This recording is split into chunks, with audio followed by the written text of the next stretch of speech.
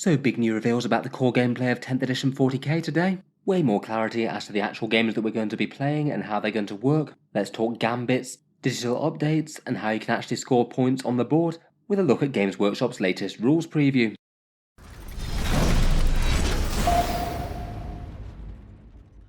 Hello and welcome back to Warspets Tactics, where today we're talking Warhammer 40k 10th edition once more, and as well as showcasing Necrons the other day, Games Workshop also gave us a much better idea as to the missions that we're going to be playing, exploring this rather cool new mission deck with the ways that we score primaries and secondaries, an interesting little teaser about digital download rules for grand tournaments and things, might be the new equivalent of chapter approved I suppose, and also seem to be keen to address people's concerns about the Gambit mechanic and what these big do-or-die gambles will really mean for games in practice. In a recent preview around about a week back, we saw a look at the 10th edition mission system, and just from the way it's organised, it does look really quite a lot superior to the 9th edition on the face of it in my opinion. Basically a card-based system that's kind of akin to the Tempest of War system, but with a couple of 9th edition secondaries thrown in. Tempest of War was a very popular and well received little game mode, seems that Games Workshop's doubling down on it and making it the core system for 10th.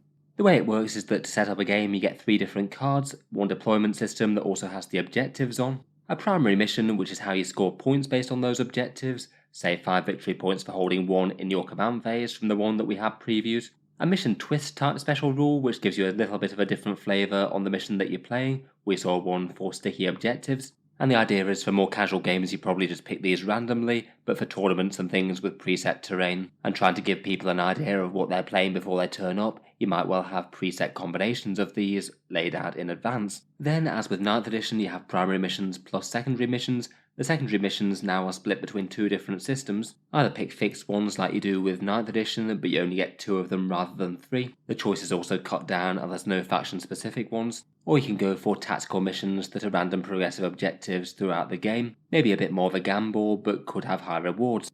Finally, we've got a card called the Gambits that you can opt to have a go at the end of the 3rd battle round. It's one to go for if you're losing by quite a bit potentially, bin off the primary objective, and then have a low chance of scoring 30 victory points, in theory meaning that victory shouldn't be as 100% out of reach as it sometimes can be in 9th edition. Overall, at least compared with previous systems, it seems at least fairly simple and punchy with the cards telling you what to do, and today they've told us really quite a lot more details, the number of cards that you get in the deck for each system, how many points you can score for the different objectives, far more details on those secondaries, and info on the Gambits and mission updates. First up, we've got the breakdown of the number of cards in the deck, which I think is kind of handy to actually visualise it, rather than just guessing how many cards there's going to be out of each section. For the deployment cards, there's apparently going to be 5 of them. Previously, in other decks like this, there's usually been 6, so you could roll up deployment mats with dice if you wanted to. I guess if you are just 100% going all in on cards though, maybe that's not necessary. Tying objectives to the deployment maps seems sensible as well. If you pick them separately, there'd be a bit of chance for some extreme weirdness, maybe with objectives deep in players' deployment zones and things. For mission rules, we get 12 cards apparently, 12 different minor twists that you put on the regular missions of Warhammer 40k, and I feel like these are maybe one of the sets that might be one of the most interesting to see, as Games Workshop could be kind of creative here. The one that we saw previewed was that sticky objectives type rule, where if you hold an objective in your command phase, it remains yours until your opponent can take it off you.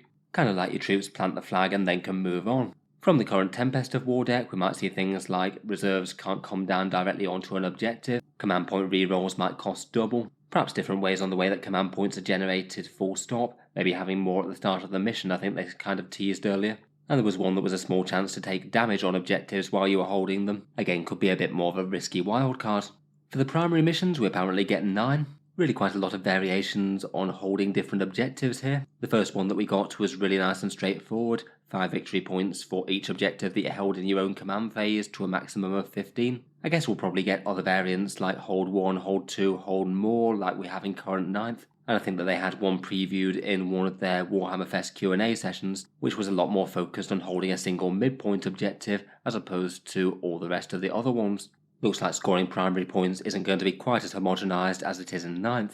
For the secondary objectives, you get 16 cards per player, and the actual breakdown of these is kind of interesting. Out of those cards, all 16 of them are put together if you use the flexible tactical objectives deck, but if you're going for fixed objectives, apparently 7 of those cards are going to be selectable if you want to use fixed. Interesting little hybrid system that, to make sure that no cards are wasted. I guess 7 objectives is a little bit fewer than we have the choice of in 9th edition, but I suppose if you're only picking 2, there's going to be less competition from them. Either way, whether you use fixed objectives or tactical objectives, you have 2 active basically at each turn. We'll get onto more details of those in a second. Finally, for Gambits in the deck, it looks like you get 3 cards each, plus 1 null card option if you choose not to pick a Gambit. If you do go for a Gambit, you randomly draw 2 out of those 3 cards, and you have the option to choose between those 2, or you can put forward the null card to say that you're not taking one. Again, we've got a few more hints and teasers about them that we'll get onto in a second. Next up, we've got the scoring breakdown for 10th edition. The split of these has changed a bit. You can now score 50 victory points on primary missions, up to 40 victory points available for secondary missions, and because I'm sure that games will still add up to 100, it sounds like you're still going to be doing that 10 victory points for battle ready paint job, although they don't go into that in this preview article. The way that the splits have changed, I guess that means that primary missions are just that little bit more important, secondary missions are just a little bit less important, though it's still fairly close to a 50-50 priority between them. For primaries, the single one that we've seen so far gives you up to 15 victory points per turn for achieving it. You can't score it on the first battle round, so that would be up to 60 victory points normally. I guess if you completely max that, then it would be capped towards 50 rather than 60. I feel like the breakdown of that is still interesting enough though. It still means that there's a point to scoring primary objectives in the last round, even if you have maxed out things until then. Then for the secondary missions, there's 40 victory points total. If you use the 2 fixed ones, then that's 20 victory points each. Or I guess if you're just using the tactical ones, you just score whatever on the card each turn, and make steady progress towards that total. I guess in theory, if you're trying to max things, you'd be aiming to score 8 victory points per turn on the tacticals. Finally, as I mentioned, my guess is that this will mean that the 10 victory point battle ready bonus stays. They're the extra victory points that you get from having your army painted to a battle ready standard. A little bit nebulous, but basically multiple colours and a little bit of highlighting or shading, plus the model being based. I did think that when this came about in 9th edition, it was a bit of a curious rule, tying game rules with paint. For the most part though, it doesn't really seem to have been too badly received. Often won't be enough to necessarily swing games, even if it does matter. A bit of a nudge towards people actually putting in hobby effort for their army. Even if it does feel a bit weird and arbitrary, say you'd lose it if you have one model unpainted out of an entire pristine painted display army. And it does just seem a little bit more punishing to newer players who might not have got their collection with paint on yet. Not 100% confirmed, but I'd find it pretty curious if Games Workshop decided to add up their victory points to 90 and not 100. We've got a decent amount more details on the secondary card game as well. As mentioned, we've got the 2 decks of 16 cards, 7 playable as fixed objectives, and the whole deck used if you're going tactical. It seems that the 2 decks are identical apparently. They are marked as attacker and defender, and it did make me wonder whether or not they might be tailoring some that might have a few minor differences depending on whether you're going first or second, but apparently they're going to be written so they're the same regardless. Going into the 2 types, and they've gone through the way that tactical objectives are drawn and discarded. Quite a lot of similarities with the multiple previous versions of this game, but a couple of interesting differences too. The way they work is that you draw 2 of them at the start of the game. These are completely random, and then during the battle round your attempt is to try and score them if possible. If you score them, then you note down the points and they're discarded. Perhaps the most surprising change out of this is that you can choose to discard them at the end of your turn, as was usually mentioned in the past. Say if you just drew one like take your opponent's deployment zone objective, that might just be a bit of a tall order and not worth even trying. It'd make sense to bin it off and go for something different next turn. The timing of this sounds like that you have to do it at the end of your turn, you can't just do it at the end of your opponent's turn just before you draw, so there is the disadvantage of not being able to score it in your opponent's turn. But I feel like for a lot of these cards, if you haven't done it in your turn, you're probably not going to do it in your opponent's turn either, not unless they do something very obliging for you. Perhaps the most surprising update of this for me is that when you discard secondary missions, it looks like you gain a command point now. Provided you don't do it in the 5th battle round, where I guess it wouldn't have much effect, then the player discarding the tactical objective gains a command point. They put a little bit of flavour text to try and explain things, though to be honest I think that this has got absolutely nothing to do with lore, and it's just literally a game mechanic that they thought made sense. But they say that this represents the diverting of strategic resources that have been allocated to obsolete objectives to new goals. Honestly, I do find this one just a little bit weird. I guess it's a nice advantage of going tactical objectives. You will probably need to discard 1 or 2 occasionally if they just can't really be done easily, and it's going to be a nice little extra to gain a command point or 2 along the way if you wind up having to do so. Does maybe just seem a little bit unnecessary. Maybe they felt that this was needed to balance them versus the fixed ones. Then for drawing new ones, you replenish your objectives up to the 2 that you can hold. These are drawn in your command phase. You get new orders and missions that you can try to do throughout the turn. Ideally, I guess you'd be scoring 2 missions, discarding them because you've achieved the victory points, and then doing 2 new ones each turn. It looks like there is a small system for being able to trade these around as well. There's a core stratagem called the New Order stratagem. This one allows you to, at the end of your command phase, spend 1 CP, and then you get to immediately bin off one of your tactical objectives and draw a new one in its place at random. You can only do that once per game, so you can't just feed in all the command points to try and get more victory points like this. I sort of wonder if the binning off mechanic to regenerate CP is supposed to directly balance the New Order stratagem, so this isn't just a drain on the command points for people who choose the tactical points. Seems like a fairly straightforward system to me. Will be kind of hard to gauge how good they are though until we actually see the points and see how they actually work in game, and whether or not these tactical objectives are actually achievable, or they're better just to go with the ones that you know. Talking of that brings us to the fixed secondary objectives. If you go for these, then you get to choose 2 of 7 at the start of the game, and it sounds like you get to pick these after you know the primary mission, the twist and the deployment, and after seeing your opponent's army as well, so you might be able to tailor these to your opponent's choices, say if they've got certain units that you really need to try and kill. As these ones are also going to be used as tactical objectives, they're going to be objectives that you can score each turn. You're not going to have really big do or die ones towards the end of the game, so I guess that might reduce a bit of the complexity of the fixed objectives that we have currently for 9th. Currently we've only seen these 2 secondary cards I believe. We don't know whether or not either of these can be used as fixed objectives. The overwhelming force one seems kind of plausible I suppose, just literally kill enemy units that are standing on objectives to score some points. If you can do that consistently turn on turn and say kill 8 of them spread over the course of the game, then I guess you'd max the secondary there. It will be interesting to see how balanced they are and whether or not Games Workshop manages to make the tactical and fixed ones on a level playing field, but I suppose everyone's army will have access to both. Whichever winds up being best will get taken a lot I suppose. The way that they're doing fixed objectives at the moment as well also looks like it's the death knell for faction specific secondaries. These were something that I thought was maybe a bit questionable throughout 9th edition right from when they turned up, maybe just slightly needlessly finding a new way to create imbalance between 40k factions, say when Necrons had that time when all of their secondary objectives was just stupidly easy. It just seemed a bit weird when the army on the other side of the table could basically be playing an entirely different mission to you and just get some very easy victory points for doing very little. Some were quite fun and fluffy, and they could be a mechanism for even balancing armies at a competitive level without messing with the core rules, but my guess is that most people aren't going to be too sorry to see the back of these. Next up we've got more details on Gambits, and I feel like Games Workshop was maybe drilling down into these a little bit just to respond to some of the concerns that people had. This one was maybe the most curveball idea in the new 10th missions. Broadly speaking, I think the idea of Gambits is pretty fun. It's basically aimed to be a catch-up mechanic for Warhammer 40k, aimed to provide a bit of interest and maybe a genuine way that a losing player might gain victory, and to try and stop games being quite as much of a foregone conclusion if one player really is having it rough in the first few turns. As they mentioned in their article, it can be a downside of progressive scoring missions. One player has the potential to build up an insurmountable lead.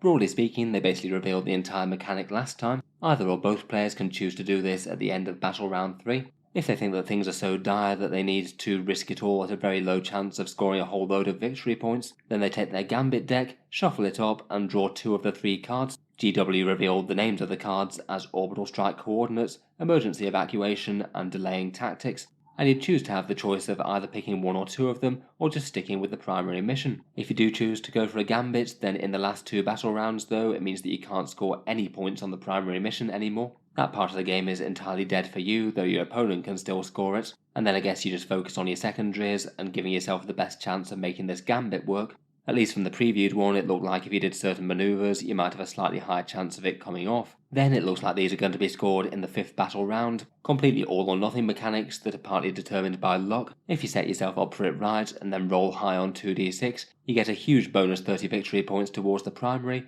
though it's still capped at 50 victory points maximum for primary objectives overall. So far out of those 3 missions, we've only seen the Orbital Strikes one. That involves you putting units in the board corners, and then if you do manage to get 1 in each of the 4 board corners, you'd have a 9+ chance to get that 30 victory points on 2d6, around about a 25% chance there. But in reality that's probably going to be hard to do if you're on the losing side already. If you get 3/4 it's a 10+, 2 it's an 11, and if you only manage 1 it's a 12. In general, just the way that the numbers work out, it looks unlikely to be the best play unless you're being comfortably beaten. Even in the absolute best case scenario, you've still got about a quarter or less chance to score those 30 victory points, so 3/4 of the time you're still going to be losing. In reality, in most games, it's going to be far less likely than that. I think basically the times that you'd want to go for a Gambit is if it's basically mathematically impossible to win on your current score via primaries and secondaries, and this is absolutely needed to give you even the slightest chance of victory. Or even if the game is somewhat close, I guess it could still in theory be the best choice to go for if you don't think that you're realistically getting any significant score on primary in the last couple of turns due to enemy board control. I think you'd have to be pretty certain of that, and in the first place that wouldn't be a good place to be in, but say if you'd maxed out the primary for the first couple of turns, this could now allow you to focus on secondaries and get a pretty high score between that to start with, and then if the Gambit comes off, so much the better. As they mentioned in the article, they don't really want people building around the Gambits, even though to do so would seem like a bit of a bad idea to start with, really. Their mechanic for that is picking the 2 out of the 3 of them, so you can never guarantee that any one of them is going to come up, and to me that does sound like a fairly smart bit of game design. When the mechanic was announced, I made a YouTube poll to ask people how much they liked the Gambit mechanic, and in general people were kinda neutral on this one, not really liking or disliking. Overall slightly positive, but really not by much. I think the biggest deal with this one is that it just rarely will lead to basically an outplayed army winning the game randomly just because they manage to throw 2d6 and score a 12, even if in reality that's going to be vanishingly rare. You could succeed the Gambit and still lose overall on points if your opponent's been running away on the primary. A lot of the time people are probably going to choose not to take it, and of course even if you do the chance is still very low. Still though, you could certainly see it being a bit of a feels bad moment for a player who's cleverly outplayed their opponents, made a lot of decisions that just wound up being better than their opponent's ones, and then their opponent decided just to do a Hail Mary on a Gambit, and they just win anyway because reasons. To be honest though, even if that happens just very rarely, I think it still might be worth it overall. I think the fact that it exists for the majority of games might well be a positive. It means that if it only happens rarely, it is a bit more incentive for a losing player to stick it out to the end and still have an interesting and fun chance of winning, even if the reality is that it's not usually actually going to happen. Overall, I think I'm broadly positive about it for that kind of reasons, but whenever it actually turns up and does flip the result of a game, I feel like that's generally just going to be a bit of an RNG moment. Let me know what you think though down in the comments. Finally, and a last bit of updates for missions and things, is that Games Workshop have confirmed that they're going to be doing an online Grand Tournament pack. This very loosely sounds like it could be somewhat equivalent to the 10th edition version of the chapter approved books. If it's an online document, they could update it regularly if they did feel like the missions needed tweaks. Apparently this, alongside so many other things, will be available to free download day 1 on 10th edition launch. And from this article they said that it's going to contain 2 different things. Some suggested combinations of mission cards for deployment, primary objectives, and the mission twist cards, things that might work a bit better in a more balanced competitive environment perhaps, plus also some general designers' tips and commentary for organising events and how they envisage it being done with 10th edition, though apparently nothing overly prescriptive, and TOs would have the leeway to be able to choose which bits they like. I guess this could be a potential mechanism for doing any updates or rules tweaks that they feel that their mission card deck needs. I must admit the sound of the cards does sound pretty fun right from the get-go, but if the past couple of editions of Warhammer 40k has been anything to go by, both 8th and 9th edition missions took some very heavy adjustments relatively early on. I feel like it's just kind of hard to design a mission system without an enormous amount of players playtesting, which I think is only generally done by the community at large getting to play tournaments and things with them. Maybe this might be finally the one that they actually get perfect right from the get-go, but somehow I just kind of doubt it from past precedent, and they'll probably wind up changing things through one mechanism or another. I am kind of interested to see whether they keep up their idea of 6th monthly seasons in 10th edition. That's been something that's been happening with 9th. New missions and points and things, and different tactical challenges to overcome. Things like Nephilim and Arcs of Omen have generally been kind of interesting to shake up the game, and I kind of wonder how this would happen with 10th. I guess it might be in the form of a new mission card deck, if they did want to change the missions at all. My guess is they'll probably still stick to this model to some extent. They did say that they're still going to be doing balance passes and changing points costs every so often if needed, but I maybe wouldn't be too surprised if this is kept a little bit more on the down low compared with previously, and maybe focus a little bit more on tournament style play as opposed to trying to make everyone keep up with new missions. I guess we'll see though. It is often kind of interesting seeing how the community actually interprets Games Workshop's messages. So anyway, plenty of interesting details there. Let me know what you think of new Gambits, secondary missions and scoring in 10th. I look forward to hearing what you make of this new mission deck. I'm personally really quite keen to give it a play. If you've enjoyed the video, then feel free to subscribe to Auspex Tactics, or I'll certainly keep the regular 40k videos coming. I do tend to post new ones just about every day, and I'm sure I'll have loads more to talk about with 10th. Finally, if you've been enjoying all the videos on the channel and you'd just like to help support, I would just like to mention that Auspex Tactics does have a Patreon page as well, and that's how I can afford to keep the videos coming quite so regularly. Channel patrons do get a few advantages, seeing certain videos early, voting in regular polls to see what sort of things come next on the channel, and automatic entry into the regular prize giveaways with a chance to win some big model kits each month. If any of that sounds good to you, or you'd just like to help support, the link is down in the video description. In any case, a massive thank you for listening, and I'll hope to see you guys next time.